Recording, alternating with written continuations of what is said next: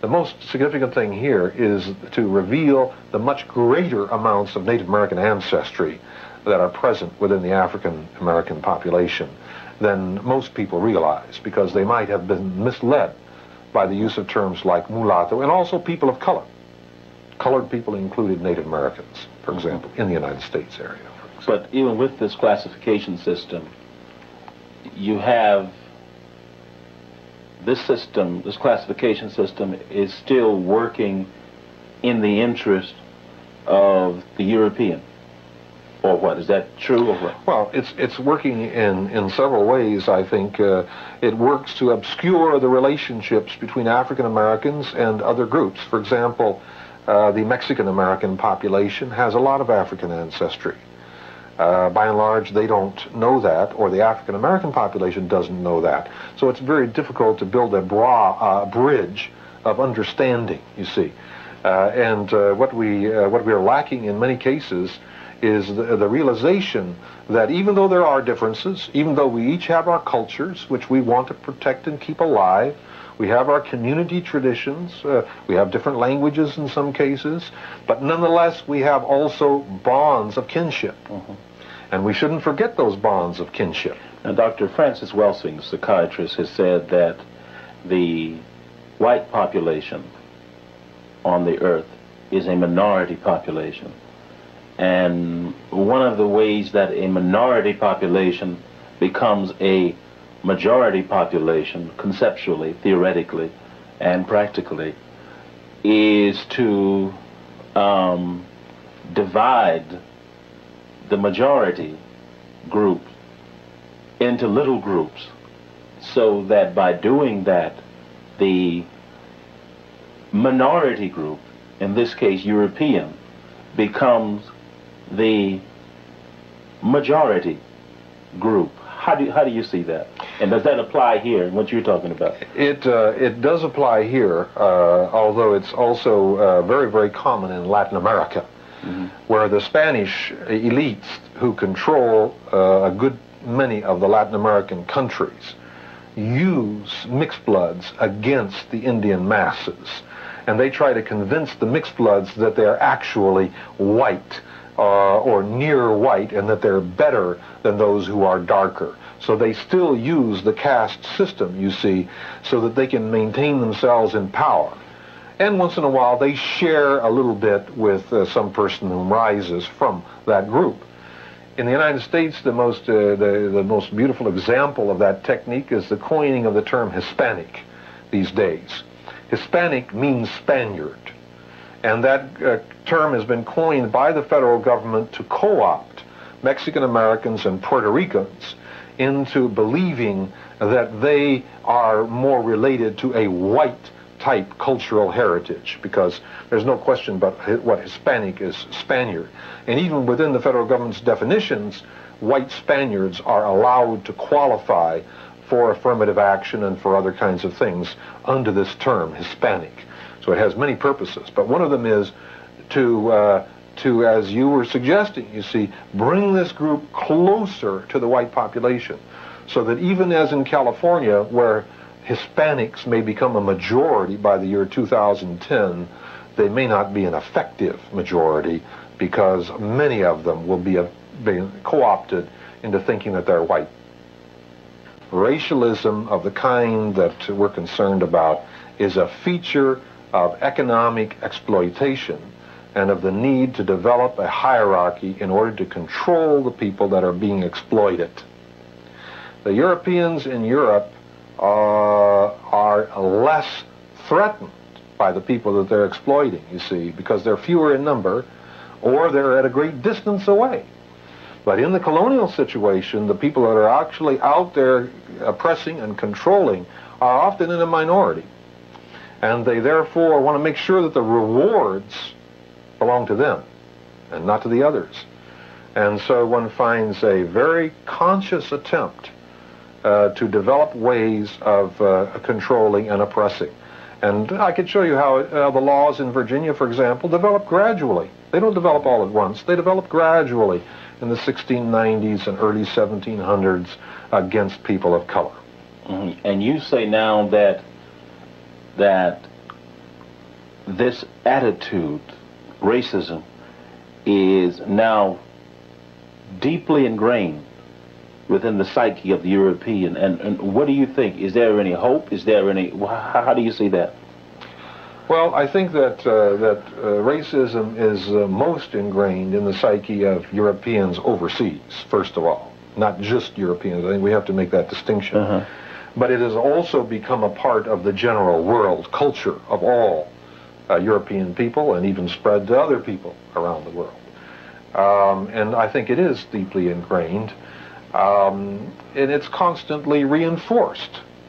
It's constantly reinforced by things such as having shows that run on national television where there's an intellectual topic to be discussed and no one's there but white males, as if there were no Native Americans that might have some thoughts on the subject, and no African Americans.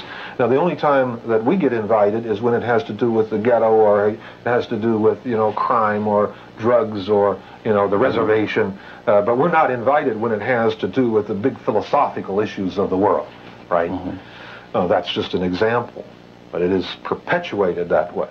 Why is this research into the color and racial conflict that engulfed Europe, the Americas, and Africa important today? What's the lesson? Well, I think the lesson is that while many people are trying to transcend colonialism and racialism, we've had a lot of movements for justice, civil rights, to end apartheid, and decolonization attempts, and all these kinds of things. In spite of that, in fact, I wrote a poem about this in some respects. Let's hear it now. No, please. I can't. I can't recite it, but it has to do with the third world after 30 years. And one of the things that why we have to understand this is because acquiring political independence doesn't mean that you're psychologically or economically liberated. You may have become politically liberated in the sense of the structure of government, but your mind is still possessed in many ways by the colonial system that controls you. And economically, your assets may be owned by people from the outside. So one of the things that we have to do is to understand how systems of oppression and pecking orders will be taken over by the oppressed and perpetuated even after independence, and sometimes going on. Say that again. Say that again. Okay. In Spanish ex-colonies in Latin America, for example, the Spaniards have been gone since the 1820s. Mm-hmm. So here we are, almost the year 2000, almost 180 years later, and yet almost identical oppressive hierarchical systems continue to exist, ruled substantially by the same people that were running them when the Spaniards were here, mm-hmm. right? Now, how is that maintained? It's maintained because of disinformation, because the people who are being oppressed don't know what we're talking about. They're manipulable. They can be manipulated because they don't know the history of their own oppression. And so that's, to take it into other areas, that would be one of the big reasons why we have to understand this. Now, when people think of American slavery, they don't think of the enslavement of Native Americans. Why is this? Well, partly because the enslavement of Native Americans occurred first, and say that again, please. Say that again. The enslavement of Native Americans really began before the enslavement of Africans, not only in the Caribbean by the Spanish, where it was extremely extensive. In the Caribbean, I might mention that the numbers were huge that were involved, and they had several kinds of slaves. They had the normal slave, but they also had people who were called, they were called Indians from the useless islands. They were from islands where there was no gold. And so they had the right to go and remove people from those islands. The useless islands? Yeah, What Jamaica, for example, would be a useless island because it had no gold. Inutiles, not useful. and they needed labor so badly on Haiti, where the gold was found, Haiti, and Cuba, that they were stealing people constantly and removing them by force from other islands, even after it was no longer technically in the best or possible, legally even, to enslave. They still could remove them as forced free labor. We could call it later coolie labor, right? And then they had other categories of unfree Indians as well. But once the population declined on the islands themselves, they began raiding the north coast of Venezuela and Colombia very extensively, also part of Panama. They also came up here and cleaned out the Bahamas completely. All the Lucayo people. What period are we talking about now? Well, we're into the 1440s, 1540s, 1560s. Many people from Florida, South Carolina is raided for slaves, and also the west coast of Mexico in the 1530s. Many Mexican Indians are sold as slaves, and it extends on into a much later period of time. But in short, the tremendous numbers of Native Americans were enslaved, and the Spaniards kept looking farther and farther afield for slaves to replenish the labor supply. And part of that, of course, meant then that they turned to Africa. And particularly, well, in the early 1500s, they started bringing in a few African slaves, but they had some second thoughts because many of the Africans ran away and joined the native people. And there were major rebellions, particularly famous on the island of Haiti, led by an Indian chief named Enriquillo or Enriquez, who had Africans as well as Native Americans in his rebellion. There were a number of them. And so because of that, they held off for a little while. They thought the mixture was too dangerous. They were also very worried because some of the Africans, particularly from Senegal, were Muslims. And they didn't want Islam, they didn't want Judaism either, but they didn't want any foreign religion but Christianity spreading in the Americas. You have said that one of the reasons that most of us don't think of Native Americans when we think of American slavery is that the enslavement of Native Americans was first. But are there other reasons? I think partly because it's very difficult for the white newcomers to North America particularly to face up to the fact that this isn't just a little romantic set of interludes between knights that are jousting with each other. This is a materialistic and economic war, not only a war for land, but a war for resources and a war for labor. And in many, many areas, Native Americans were reduced to poverty and forced to become workers and laborers on white people's ranches and so on, in addition to, in the earlier period, being enslaved. So that I think that the white population just wants to bury what they've done to the native people. They don't want to really know what they did and what they're still doing in some areas. I think that's one of the main factors. Could you talk about how Europeans went about capturing Native Americans? Well, it's not a happy thing, but it illustrates one of the kinds of great lessons that we as human beings have to learn. And that lesson is to be very astute and not allow ourselves to be used against our brothers and sisters. Not allow ourselves to be dupes and to be used in brutal ways against other human beings. Okay, often we don't simply have the information, and the Spaniards were often very direct and very brutal. They just went in and captured thousands of people and rounded them up and took them to market. But in other cases, the colonialists were much more clever. For example, the Portuguese conquered Brazil basically by Portuguese men intermarrying with native people, particularly powerful tribes living along the coast, powerful chieftains.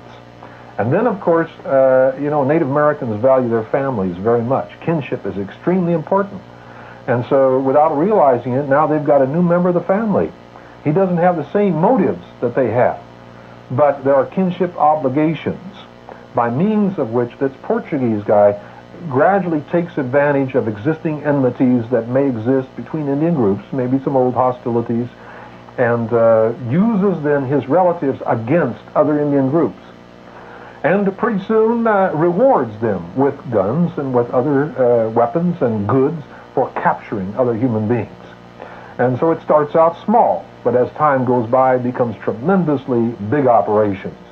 In southern Brazil, for example, in the 17th century, there was a period of time in which at least 200,000 or 300,000 Indian people from Spanish Jesuit missions in the Paraguay area are raided and carried off to the coast as slaves, largely by bands of people who are mixed Indian and Portuguese or Indian, but led by mixed blood or Portuguese chieftains who are the founders of Sao Paulo, or Paulistas, they're called in southern Brazil.